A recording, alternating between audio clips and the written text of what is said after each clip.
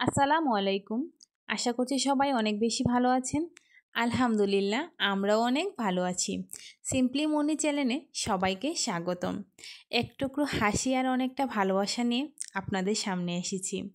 জীবনের ছোট ছোট মুহূর্তগুলোই মিশে থাকে অজানা গল্প। আজ আমি আপনাদের সঙ্গে সেই গল্পগুলোই ভাগ করে নিতে চাই। এইভাবে আজকের সকালটা শুরু হয়েছে আমার ছোট্ট পরীর হাসি দিয়ে। সেই হাসি আমার পুরো দিনের শক্তি হয়ে যায়। আমার পরীর সকাল সবার আগেই শুরু হয়ে যায়। সকালবেলা ঘুম ভেঙেই তার দুষ্টুমি শুরু হয়ে যায়। ঠিক সেইভাবে বিছানায় দুষ্টুমি করতে থাকে। আর তখন আমি তাকে কোলে নিয়ে নিচে চলে যাই। জানালা খুলে দিয়ে তাকে নিচে বসিয়ে দিলাম। সে একা একা খেলছে। তার জন্য এখন খাবার বানাতে যাব।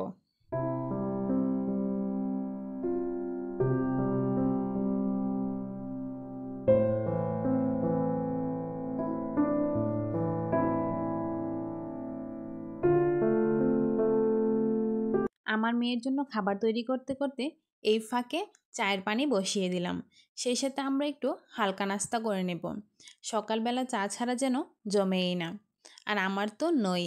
চা খাই বা না খাই দেখা লাগে।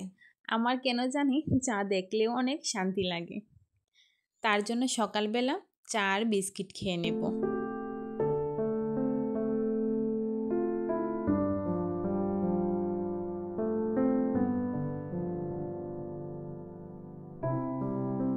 মেহেরিমাকে খাইয়ে দিলাম, খাইয়ে ঘুম পাড়িয়ে দিয়েছি। এখন আমিও নাস্তাটা সেরে নেব। চা খেতে খেতে আপনাদের সঙ্গে পরিচিত হয়ে নিই। আমি মুন্নি। আজকে সকালটা শুরু হয়েছে আমার পরীকে নিয়ে। অবশ্যই আপনারা আমার পাশে থাকবেন। যদি ভিডিওটি ভালো লেগে থাকে তাহলে অবশ্যই লাইক করবেন, শেয়ার করবেন, কমেন্ট করে জানাতে কোনো কিছু ভুলবেন না যেন। আমার চ্যানেলটিকে অবশ্যই সাবস্ক্রাইব করতে ভুলবেন না। আমার পাশে থাকবেন। আমার মেয়ে ঘুমিয়ে গেছে। সেই ফাঁকে আমি তার খেলনাগুলো এবং ঘরদুয়ার যতটুকু পারি গুছিয়ে নিচ্ছি।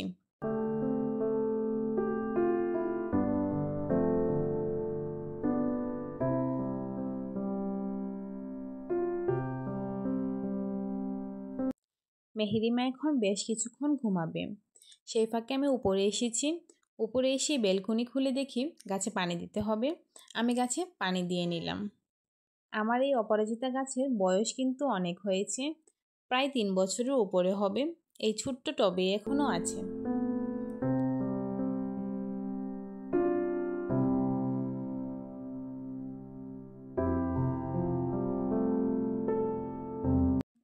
ঘর গোছানোর কাজ শেষ করে এখন আমি একটু হাতের কাজ নিয়ে বসেছি।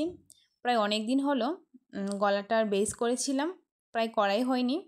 তো ভাবলাম এখন একটু মেহেরিমা যেহেতু ঘুমাচ্ছে এখন একটু হাতের কাজটা করি। একবার বলেছি, আপনাদেরকে আবারও বলছি, ভিডিওটি যদি ভালো লেগে থাকে তাহলে অবশ্যই সাবস্ক্রাইব করবেন। এটা আমার প্রথম ব্লগ। আর যদি আপনারা ভিডিওটি দেখে থাকেন তাহলে অসংখ্য ধন্যবাদ।